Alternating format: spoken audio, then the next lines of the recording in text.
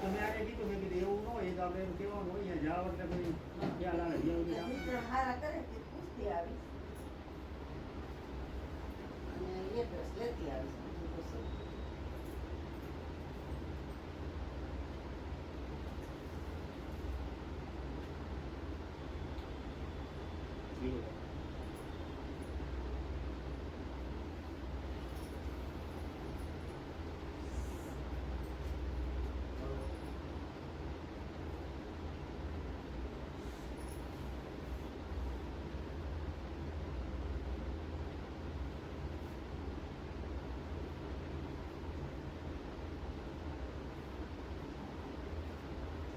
હવે ફટીને ચોરાડવાની હોય.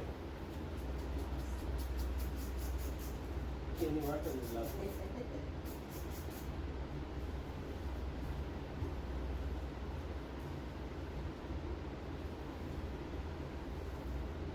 સમય છે ને સાહેબ બહુ વિચિત્ર છે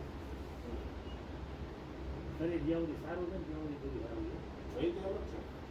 બાકી બધી પાર્ટી આશા ઉપર જાઓ ને ત્યારે બહુ પેલા જેવું નથી તમારે હાથ પગ હાલતા હોય ને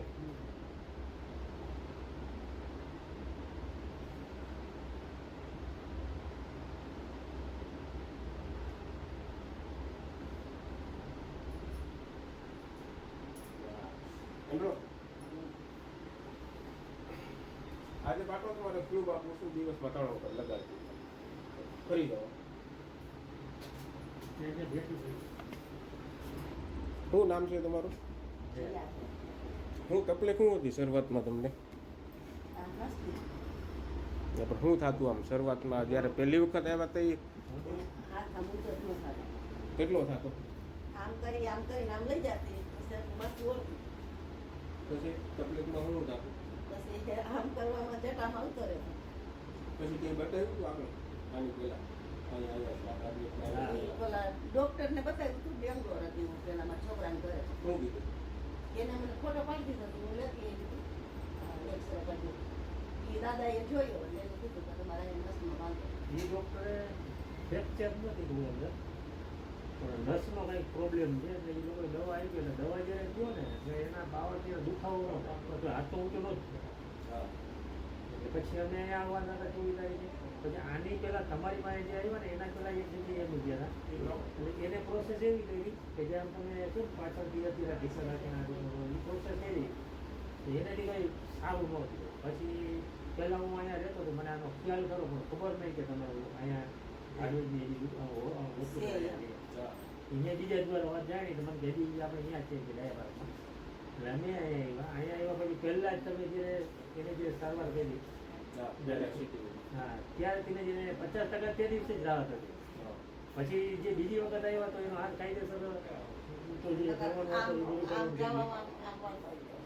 પાછળ એક નહોતો સાડી પહેરવામાં કપડાં પહેરવામાં તકલીફ થતી ને પાછળ જ્યારે તમે આપણે ચોથી વખત કે ત્રીજી વખત આવ્યો ત્યારે પાછળ હાથ નો રહેતો પછી તમે એનું જે ટ્રીટમેન્ટ કરી તો હવે પાછળ હાથ જાય છે ઊંચો થાય છે જેમ આપણે મતલબ નોર્મલમાં જેમ હતો કેમ હતો એ રીતનું મેન વાંધો હું હતું જે શોલ્ડરનું જે જોઈન્ટ આવે ને હા. જોઈન્ટ જરીક આમ હલે હોય બરાબર એના કારણથી નસ થતાથી હા એટલે જ્યાં લગી અલાઇનમેન્ટ હરખું સેટ ન થાય ત્યાં લગી બેરિંગ કેમ બોલું અટવાઈ ગયું હા, હા. એટલે એ ક્લિયર ન થાય ચોખ્ખું આમ લેવલ ટુ લેવલ ન આવે 0 લેવલ ન થાય હા. ત્યાં લગી ભરાય હાલે ત્યાં ગમે એ તકલીફ આપે કે કોઈ મશીન હોય એ બંધ થઈ જાય સમજો એવી રીતના એ અલાઇનમેન્ટ હરખું સેટ બેસી જાય એટલે જે કુદરતી મુવમેન્ટ જે હોય ને એ પાછી હતી આ તકલીફ હતી. હવે કેવું લાગે છે? હવે સારું લાગે છે બધા તો 90 દિવસ કીધા હતા તમને કોઈ 90 દિવસ પૂરા થયા છે? ના તો એને આવું બધું કેટલો થયો છે મહિનો?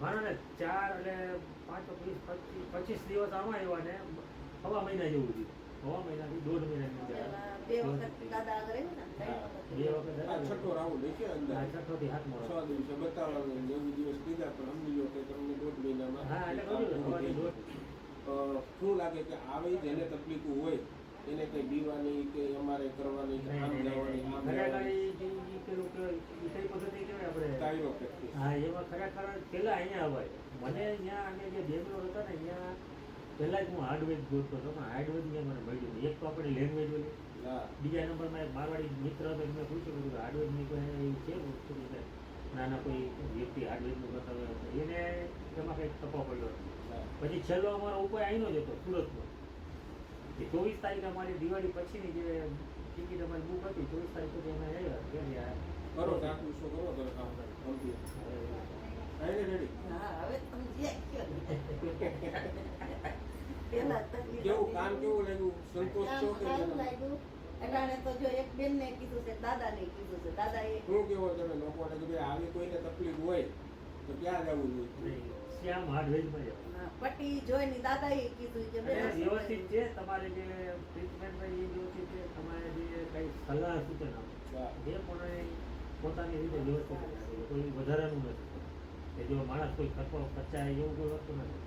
હવે અત્યારે બહુ બધું નીકળ્યું છે કે ભાઈ આમ જોઈને દેશી દવા આપે ને મહિનો દવા આપે કે પાછી દવા આપે સમજો એ દેશી દવામાં આવી બધી વસ્તુમાં કોઈને પડવાની જરૂર નથી. આ અલાઇનમેન્ટ સેટિંગ થાય ને હા. એટલે તમને 1 થી 2 સિટિંગમાં રિઝલ્ટ આવી જ જાય. પહેલી જ વખત અમે જે દાદાએ પહેલી જ વખત એની જે સારવાર કરી અને જે એની ટ્રીટમેન્ટ તમારી જે રહી એનાથી જે ચાલુ કર્યું ત્યારે 50% તો આવી ગયું. જેને પૂછ્યું કેમ છે તો 50% જેવું આમ રાહત છે. જે દુખાવો હોય તમારે જે આમ હાથને વર્કિંગ કરવાનું હોય હૃદયમાં જે પેલી તકલીફ પડતી હોય એમાં 50% એને રાહત હોય.